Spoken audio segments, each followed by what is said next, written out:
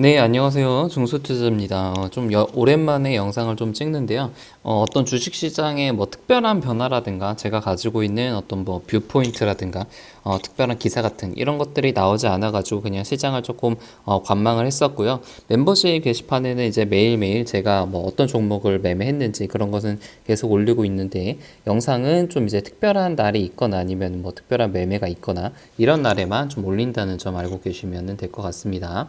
일단 어제 기사가 좀 나왔는데 오늘 시장에 조금 반영된 그런 뉴스이긴 한데 뭐 아시는 분들 아실 거예요. 지금 삼성전자에서 이제 버라이즌의 7.9조 그 수주 공시가 이제 지난 8월 달에 나왔잖아요. 근데 바로 뉴스를 좀 보여드리면은 일단 그 공급을 시작을 했습니다. 생산을 스타트를 하고 이제 버라이즌에 직접적으로 납품을 시작을 했는데 아직 물량을 지금 많이 준 거는 아니고 소량 공급을 좀 시작을 하고 있습니다. 내년 2분기부터 본격적인 생산 예정에 있다고 해요.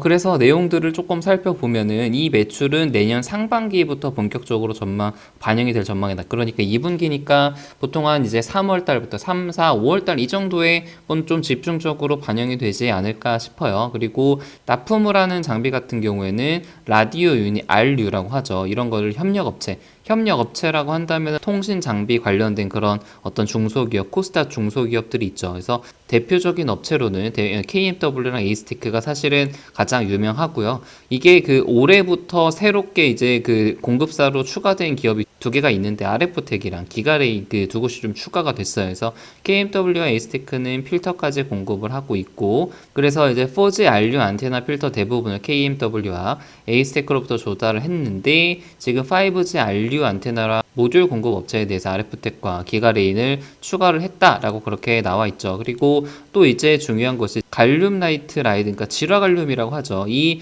RF 트랜지스터 사용도 늘어날 것으로 전망이 되는데 이것과 관련된 기업이 이제 RFHIC 질화 갈륨에 대해서는 예전에 좀 많이 말씀을 드렸는데 뭐 사실상 지금까지는 이 질화 갈륨보다 LDMOS 이 소재 트랜지스터가 많이 사용이 돼서 이 RFHIC의 매출이 많이 발생이 되지 않았었는데 지금 이게 사용이 될 그런 전망에 있다라고 그렇게 되어 있고 뭐 그거 이외에도 광 트랜시버에 대해서 오이 솔루션, 라이트론도 적극적으로 대응 중이다. 뭐 라이트론 같은 경우는 이제 제가 알기로는 라이트론이 거래 정지가 되어 있죠. 이게 아마 저도 잠깐 그 관심을 가졌었는데 그 대표가 횡령을 했나 아무튼 그래가지고 이게 거래 정지해서 뭐 기업 같은 경우는 잘 굴러가는데 어떤 기업 내부적인 문제 때문에 지금 거래 정지가 된 것으로 알고 있고 뭐 서준 시스템, 글로비테 뭐 이런 기업들이 좀 관계가 다 돼 있죠.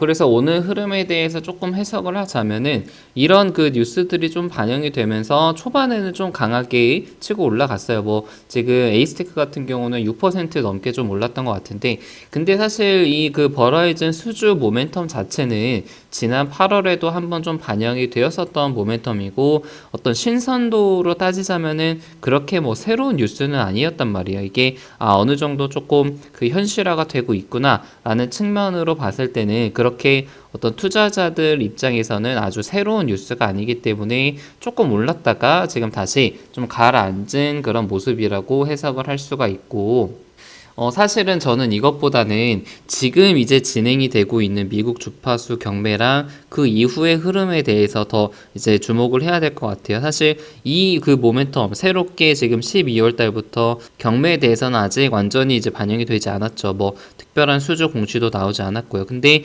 지금 그 뉴스 플로우를 조금 살펴보면은 8월 달에 8월 말에 그 수주 공시가 좀 나왔고 한두 달 전인 그냥 7월 달부터 경매가 시작이 됐단 말이에요. 이게 보통 한 달 반 내지 한 두 달 사이에 경매가 이루어지고 그 다음에 수주 공시가 나옵니다. 그리고 나서 다시 이제 한 두세 달 정도 있다가 실제적으로 발주가 진행이 되고요. 이런 그 흐름들을 좀 보게 된다면은 지금 12월 달부터 시작을 하고 있으니까 1월 달에는 수주 공시가 나올 가능성이 높고 그리고 한 3월 달에서 4월 달 정도는 본격적인 그 이제 발주를 시작을 할 텐데 좀 그 사이에는 조금 이제 중간에 하락과 조정이 있더라도 지금 이렇게 7월 달에서 9월 달까지 오르는 이 과정 중에서도 조정의 기간이 있었죠. 그래서 그런 것처럼 조정을 받더라도 조금은 계속해서 상승할 수 있는 그런 상승 모멘텀이 작용이 될 가능성이 상당히 높다라고 그렇게 보고 있습니다. 그래서 시장을 조금 전체적으로 보자면은 확실히 그 이제 저번에도 조금 강했던 반도체 중소형주들이 상당히 강했고, 저 같은 경우는 ISC를 들고 있는데 이게 저번 주에 굉장히 많이 올랐어요. 지금 2만 원 초반대에서 2만 4천 원까지 올라가지고 제가 지금 수익률이 한 40% 정도 되는 것 같은데 상당히 좀 단기간에 급등을 많이 해가지고 좀 기분이 좋고, 이게 이제 그때도 한 말씀을 드렸지만 대형주가 먼저 치고 올라가고 대형주가 조금 쉴 때 중소형주가 갈 가능성이 높다라고 그렇게 봤었는데, 다행히 이제 저의 어떤 시나리오 예상대로 좀 흘러갔고 중소형주가 또 어느 정도 올라오고 나면은 다시 조금 쉬겠죠. 그러면은 반도체가 좀 전체적으로 약간 쉬면서 그 다음에 상승을 위한 그런 조정 과정이 거칠 가능성이 조금 있다고 봅니다. 그래서 반도체를 가지고 계신 분들은 조금 이제 홀딩을 해도 될 것 같고, 5G도 이제 당분간은 저는 홀딩을 할 계획을 생각하고 있습니다. 그리고 뭐 바이오 같은 경우는 이미 너무 많이 오르기도 했고 그 어떤 모멘텀들이 너무 많이 반영이 된 그런 종목들이 많기 때문에 지금 이제 뭐 신규, 예전에 들어갔다면 모를까 신규로 들어가기에는 좀 확실히 좀 불안한 측면이 있는 것 같습니다. 그래서 뭐 제가 이제 말씀을 드리고 싶은 것은, 뉴스가 나왔을 때 어떤 뉴스의 단면, 표면만 보지 말고 그 안에 이제 숨어 있는 어떤 그 숨은 의미들을 보고 이런 정보들이 나중에 그 주가의 흐름에 있어서 어떻게 영향을 미칠지, 그런 거에 대해서도 좀 깊게 생각을 해보면은 좀 재밌을 것 같습니다. 네, 영상은 여기서 마치겠습니다.